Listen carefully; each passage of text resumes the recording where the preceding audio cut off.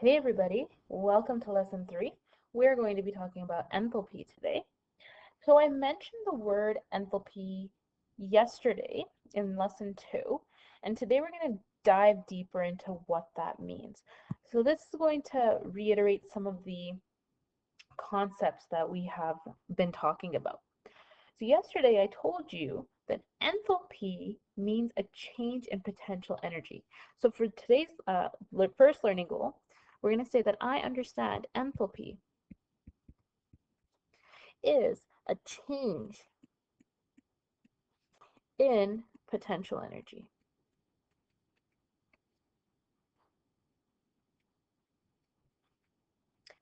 Now, we're going to measure the change in potential energy of a system. So enthalpy is basically measuring the change in, and I'm just going to shorthand potential energy for PE. So whenever you see PE, that means potential energy in a system. The units that we will be using, and every time I'm talking about units, I'm going to put it into brackets, are going to be kilojoules. Now, we also have molar enthalpy, which is the change in enthalpy when mole undergoes a process. So when I'm going to put a mole undergoes a process, and this is going to be in kilojoules per mole. Now there's something that you need to remember, and that is both enthalpy and molar enthalpy are represented by delta H. Therefore, to tell the difference, you're going to have to look at the units. This is super important. This can throw off a calculation. What I'm doing is I'm giving you these toolbox of things that are going to come in helpful when you're doing your calculations. Because chemistry A is about doing your calculations, but another thing is selecting the right values or selecting the right concept when you're doing the calculation. So looking at it from a perspective of a reaction, looking at it from a perspective of an endothermic or exothermic reaction. So it's really important that you have those solidified, and then the next step would be doing the math. So again, I'm going to keep drilling this one through, recalling that an exothermic reaction. In an exothermic reaction, energy is absorbed by the system or reaction. So you're noticing that I'm changing it up just slightly differently the way that we're saying it, but it all means the same thing. Therefore, delta H or enthalpy is going to be positive. It has to be a positive value. And another way to look at it is we're going to say, no, we're going to leave it like that. Okay, and then if we wanted to look at it from a reaction point of view, in a chemical equation, we're going to have our reactants plus our energy. So our energy is on the reactant side, and then our products. So I'm just going to highlight that. You will find your energy lying on the the reactant side. Next, energy in an endothermic system. First of all, energy is going to be, energy in an exothermic, I hope I didn't mess it up again. Endothermic, positive energy on the reactant sides. Exothermic energy is being released by the system. And I'm going to say reaction. Therefore, delta H is going to be negative. When we look at it from an equation point of view, you're going to see that energy is lying on the product side. So we're going to have our reactants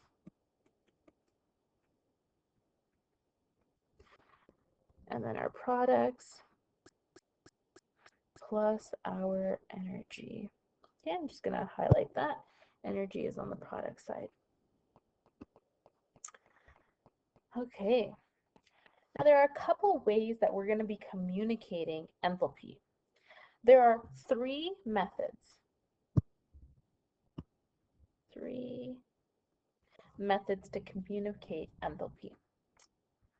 The first method is going to be including enthalpy, including energy, enthalpy,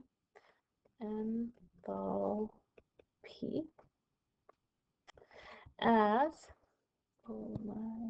as a term in a balanced reaction. So we have our reactants plus energy plus products. Okay, I'm going to just visualize this, not plus products. So I'm going to visualize this for you. Let's say we have a compound, AB. And let's say there is 302 kilojoules of energy added to the system, or added to the reactants. And then we get our products. So notice how the energy is on the reactant side. So that is what you're looking for when your reaction is endothermic. Exothermic is the opposite. So we have our reactants converting into our products plus our energy. Okay, so let's say we have our reactants. I have A plus B, and they're forming a compound AB plus 425 kilojoules of energy. So again, notice how energy is on the product side because it's being released into the environment. So therefore, it is exothermic. It is no longer part. It is no longer part of the reactants. The next way to communicate enthalpy is using delta H notation. So in this method, actually we'll write that down first. So we're going to say outside of the balanced, actually hold on a minute. So we're going to call it delta H notation. What does that mean? So we're not writing the enthalpy in the reaction. We're writing it outside of the balanced equation. And I say balanced because I want us to remember that we always need to balance our equations. Let's go to endothermic. So we're going to have our balanced equation. That is our reactants plus our product, or sorry, not our products, our reactants going to our products. And then off to the side here, we're going to write our delta H. Now we're looking at it from the perspective of the reaction. Endothermic means that we are gaining energy in the reaction. It's absorbing. Therefore, our delta H value needs to be positive. Okay, so that's one way to tell that it is endothermic. So let's do an example. I have my compound. It's breaking into the products. And then off to the side here, I have delta H is equal to positive 30 kilojoules. Okay, so a couple things. For it to be endothermic, it needs to be positive. For it to be delta H notation, it needs to be not included in our equation. Sweet, moving on. Exothermics, the opposite. So we have our reactants plus our products. Oh, not our products. We don't add our products. Sorry, guys. Going to our products.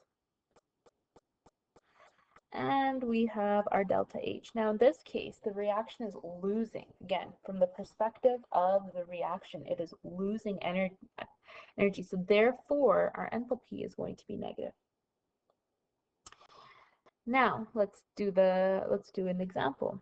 So we have our A plus B going into our AB, and off to the side, maybe negative 25 kilojoules. Okay, I'm just using these to kind of help visualize what it's going to look like when we start using actual equations. So the negative means that it is exothermic. Cool. Now the last way to communicate enthalpy is using a potential energy diagram. Potential energy diagram. Okay, so let me show you. We have a reaction coordinate. So here is our graph, the diagram. Here we have enthalpy, and down here we call it our reaction coordinate. Okay, because we're seeing the time lapse of the reaction. Because I said time lapse, sometimes they will also say time. So it's one or the other. It's either time or reaction coordinate. Now, endothermic means that we are going to be gaining energy. If we're gaining, that means that it's positive, our arrow needs to point up. So we're going to have our reactants down here.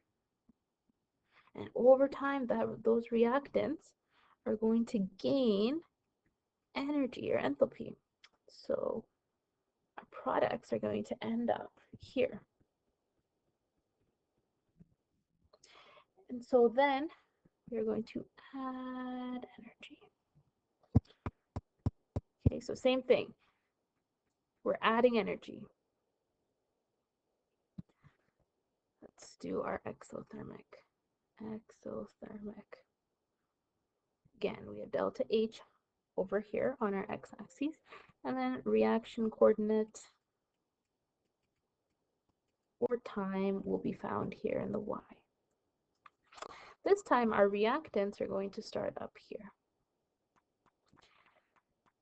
And then we drop down, and we have our products. We'll see that enthalpy is decreasing or it is negative. So decrease in energy.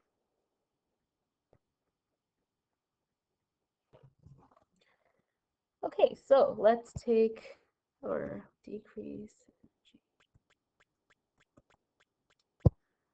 Okay, so I'm going to recap these concepts here for you. I'm just going to go ahead and green. We are decreasing energy in an exothermic reaction because it is being released. Therefore, our change in enthalpy is going to be negative. We will find this energy on the product side of a balanced reaction. Let's go to endothermic. Endothermic, we are adding energy into our reaction. Therefore, we will see a gain in energy. Therefore, our change in enthalpy is going to be positive. And our energy is going to be included on the product side of the equation. All right. So think about these terminologies, and understand how exothermic and endothermic are going to behave. And we'll see you guys in class to solidify and do some examples.